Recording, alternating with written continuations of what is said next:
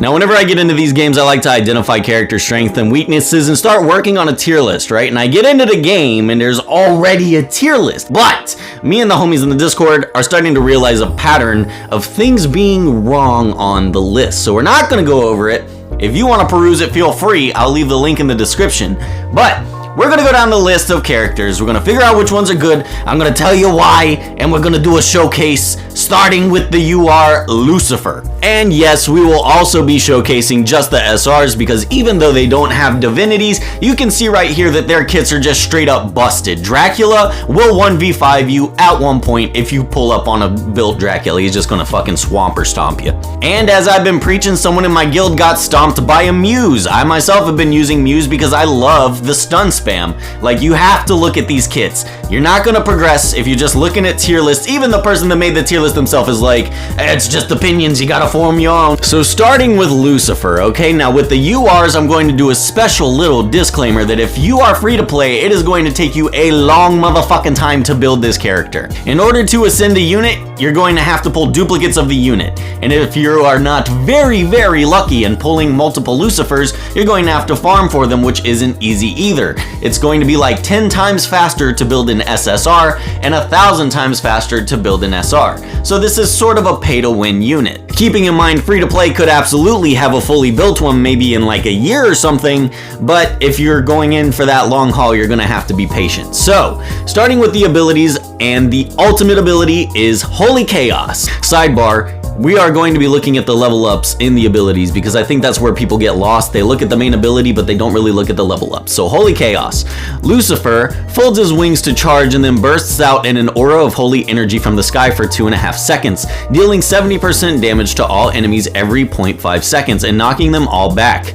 At the same time, Lucifer transforms into a fallen angel. As a fallen angel, Lucifer also removes 30 energy from the enemy every hit. Whenever you max this ultimate, it's going to deal 80 damage a tick and it's going to do 40 energy every hit. Now the energy every hit thing is fucking huge. Being able to prevent people from using their ultimates just with your auto attack is big boy fucking strats. That's amazing in and of itself, but the ultimate, its actual functionality is insane because it pushes back about 3 times. So it could interrupt channels, interrupt casts, it can stop people from performing an action in 3 separate instances of the cast. I'll show you whenever we get into the ability.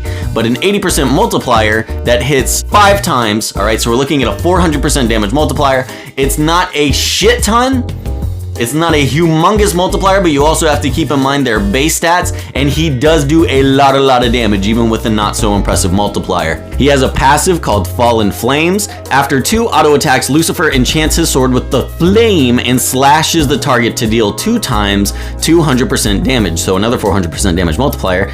Leveling it up is going to put it at 460%. The flames also deal 50% damage to nearby enemies, so it'll splash to nearby enemies, and then as a fallen angel, Lucifer's sword will be enchanted with the flames after every auto attack. So again, the auto attacks becoming even more insane, which is another reason why Muse is good, because she buffs your auto attack speed. Super auto attack master over here. Lucifer's attack energy restoration and hit energy restoration are increased by 20%. Another auto attack passive. How many passives do you need for an auto attack? I don't know. He's got to have the best auto attack in the game for sure. After using an active skill, increase dodge by 8% accumulatively up to 24% dodge.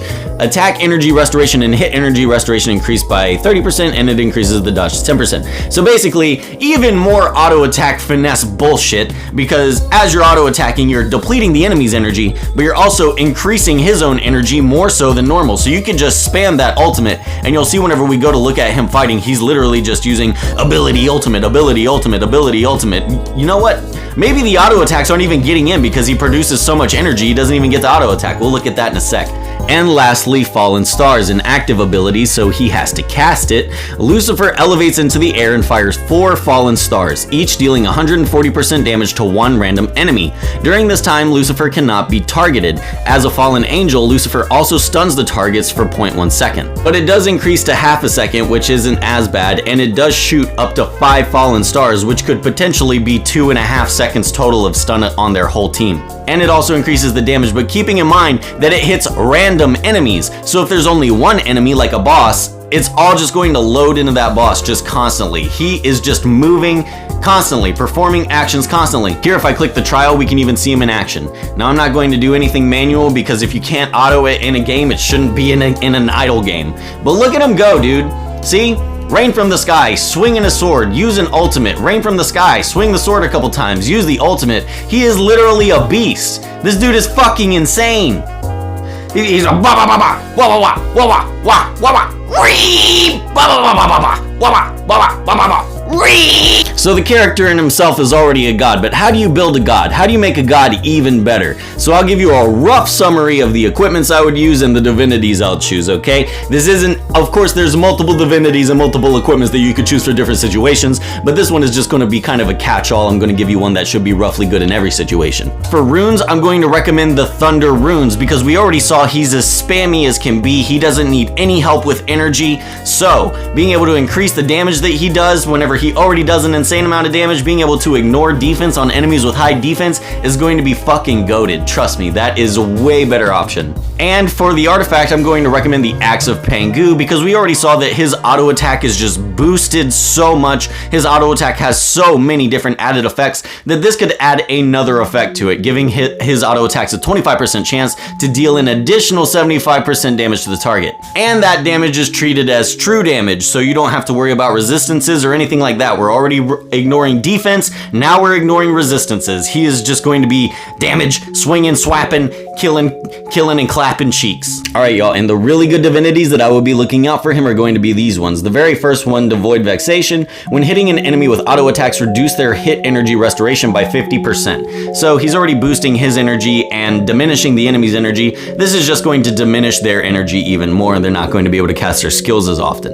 The second one that I am highly going to recommend is going to be Primeval 6 Corrosion. When an auto attack hits, reduce the target's defense by 30%. Defense breaks are really rare in this game, but they're also really important for making your entire team deal as much damage as possible.